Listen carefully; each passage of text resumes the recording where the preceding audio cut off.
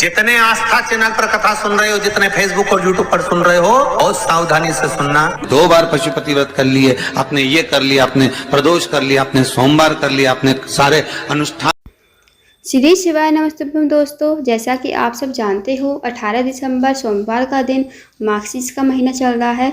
तो दोस्तों पूज्य गुरु जी प्रदीप मिश्रा जी ने कुछ विशेष उपाय बताए हैं। यदि आप इन विशेष उपायों को करते हो तो आपकी जो भी मनोकामना होगी वो जरूर पूर्ण होगी। तो इन विशेष उपायों को जरूर कीजिएगा। और यह जो दिसंबर का महीना है, साल का आखिरी महीना है, अगर इन विशेष उपायों को आप दिसंबर साल के आखिरी महीने में करते हो तो जो आपका आने वाला साल है 2024 वो बहुत अच्छा जाएगा। आपका जो आने वाला साल है वो खुशियों से भर जाएगा। तो इन विशेष उपायों को जरूर कीजिएगा।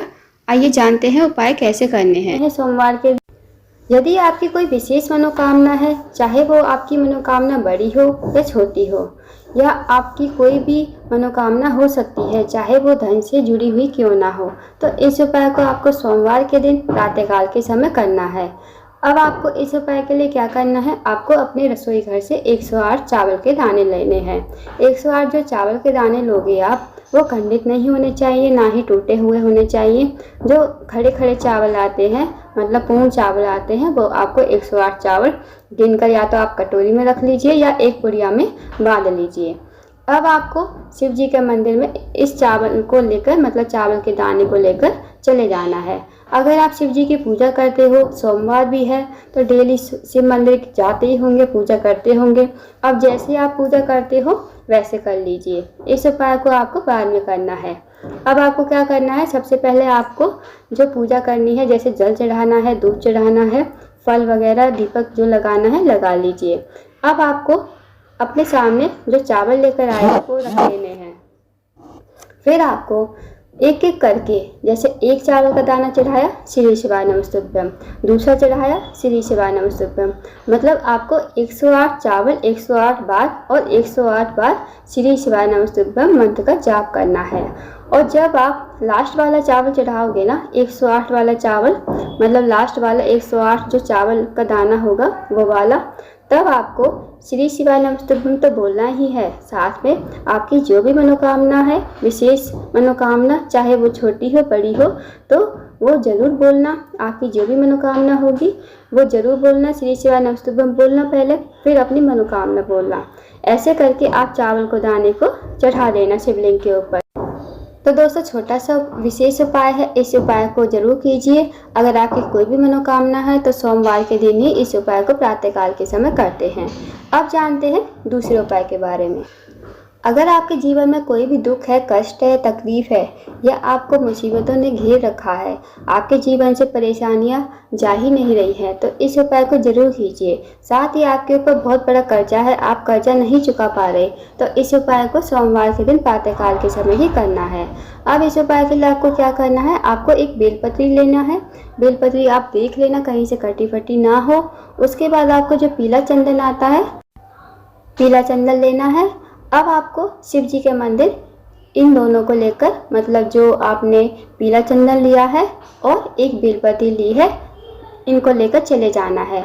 अब जैसे आप शिव जी की पूजा अर्चना करते हो सुबह प्रातःकाल के समय, आप वैसे कर लीजिए। जल चढ़ा लीजिए, दूध चढ़ा लीजिए, बेलपत्र चढ़ा लीजिए, और फिर फल फूल दीपक जो भी लगाना है आपको लगा दीजिए। उसके बाद इस उपाय को कीजिए।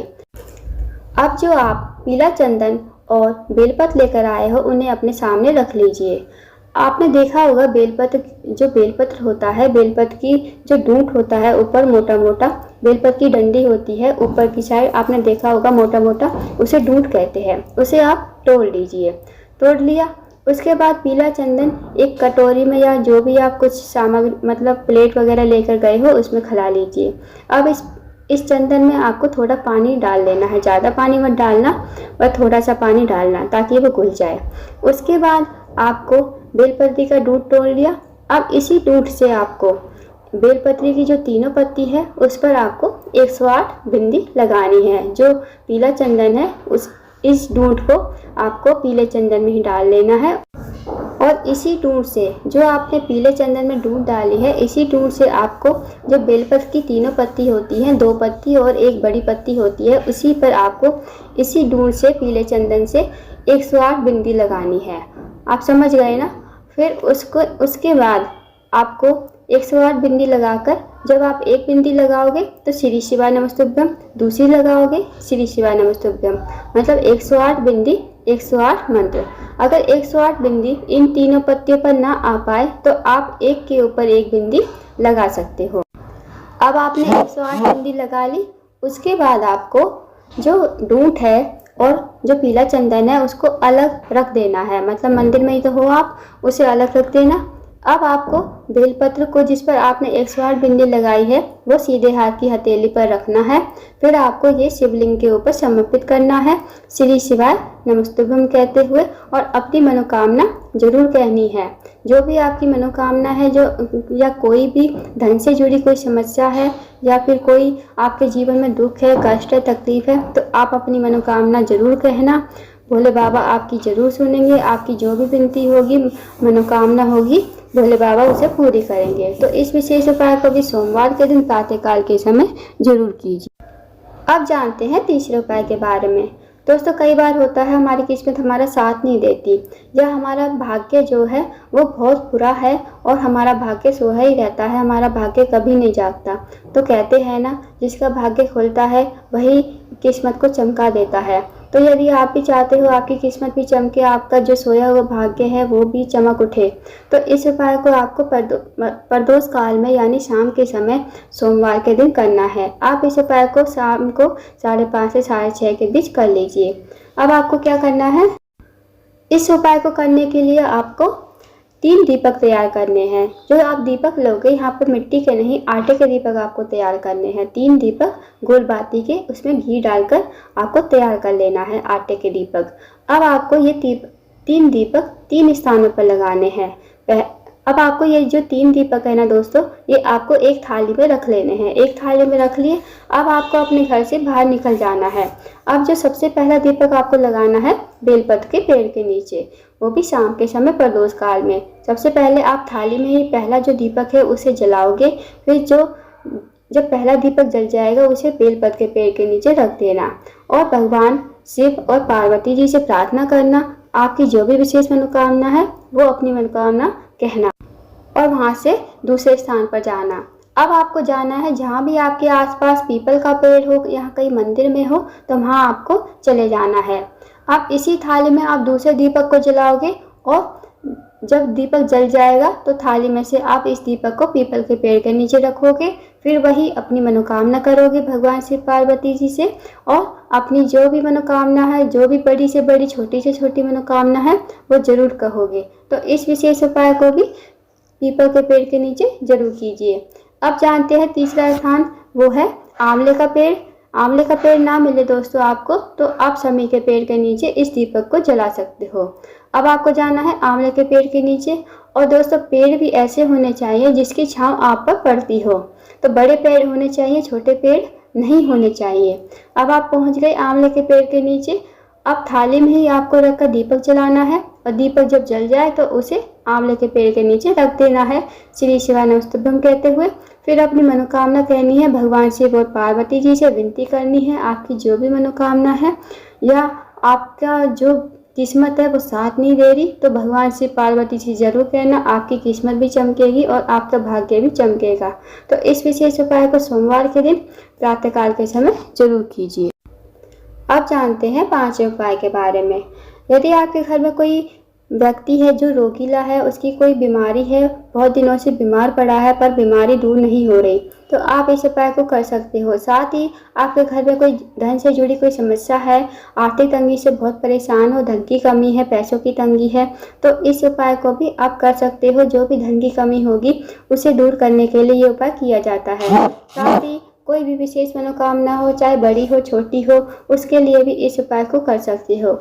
इस उपाय के लिए आपको क्या करना है, आपको 5 फूल लेने हैं। या तो आप कनेर के फूल ले लीजिए, सफ़ेद फूल ले लीजिए, या गुलाब के फूल ले लीजिए, या गेंदे के फूल आते हैं वो ले लीजिए। तो आपको 5 फूल लेने हैं। अब आपको प्रातःकाल के समय इस उपाय को करना है। अब जैसे आप शिव जी के मंदिर में करते हो पूजा अर्चना, वैसे कर लीजिए। फल दूध चढ़ा लीजिए, दीपक लगा लीजिए, उसके बाद आपको फल फूल जो भी चढ़ाना है वो चढ़ा लीजिए। अब आपको जो 5 कनेर के फूल हैं, सबसे पहला जो कनेर का फूल है आपको ये जो 5 कनेर के फूल है दोस्तों, आपको 5 स्थानों पर चढ़ाने हैं। अब पहला जो कनेर का फूल है वो आपको चढ़ाना है जो शिवलिंग की जलाधारी होती है, गणेश जी का सीधा भाग होता है जलाधारी की तरफ, वहीं पहला जो गणेश जी का स्थान है वहाँ पर आप पहला जो कनेर का फूल है वो चढ़ा दें। अब दूसरा जो कनेर का फूल है वो आपको चढ़ाना है जहाँ गणेश जी का स्थान होता है, वहीं आपके लेफ्ट साइड में जलाधारी के वहीं कार्तिकेय जी का स्थान होता है, तो दूसरा कनेर का फूल वहाँ पर चढ़ा दीजिए।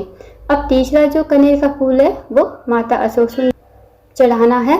माता अशोक सुंदरी का स्थान जहाँ जब हम शिवलिंग पर जल चढ़ाते हैं तो जल यहाँ से बहकर जाता है, वहाँ पर एक आप ध्यान से देखना मोटी सी लाइन बनी होती है नाग देवता की तरह, वही माता अशोक सुंदरी का स्थान होता है। अब चौथा स्थान जो पार्वती जी का हस्तकमल होता है, जहाँ पर शिवलिंग विराजमान होता है, गोल गोल कटी भाग होता है, वहीं आसपास पार्वती जी का हस्तकमल होता है, तो वहीं आप चौथा फूल जो कनेर का है वो समर्पित कर देना। अब जो 5वां फूल है आपको भगवान शिवलिंग के ऊपर श्री शिवाय नमस्तुभ्यम कहते हुए और अपनी मनोकामना कहते हुए समर्पित करना है। जो भी आपकी मनोकामना है, आपके घर में कोई व्यक्ति है जिसकी बीमारी बहुत दिनों से चल रही है, उसका बीमारी ठीक ही नहीं हो रही या कोई धन से जुड़ी समस्या है, तो आप अपनी मनोकामना जरूर कहना। इस विशेष उपाय को भी आप सोमवार के दिन कर सकते हो। साल का आखिरी मौका है, आखिरी सोमवार तो नहीं, दूसरा सोमवार है, तो इस विशेष उपाय को जरूर कीजिए। साल का आखिरी महीना है दोस्तों और मार्गशीर्ष का भी महीना है, तो इन विशेष उपाय को करने से आपकी जो भी मनोकामना होगी वो जरूर पूर्ण होगी। अगर आपको कुछ समझ में नहीं आया हो तो आप कमेंट बॉक्स में कमेंट करके ज़रूर पूछ सकते हो। कोई उपाय आपको समझ में नहीं आया हो तो आप ज़रूर पूछिए। और आपको जानकारी अच्छी लगी हो तो वीडियो को लाइक करें, शेयर करें, चैनल को सब्सक्राइब जरूर करें और कमेंट बॉक्स में श्री शिवाय नमस्तुभ्यम हर हर महादेव जरूर।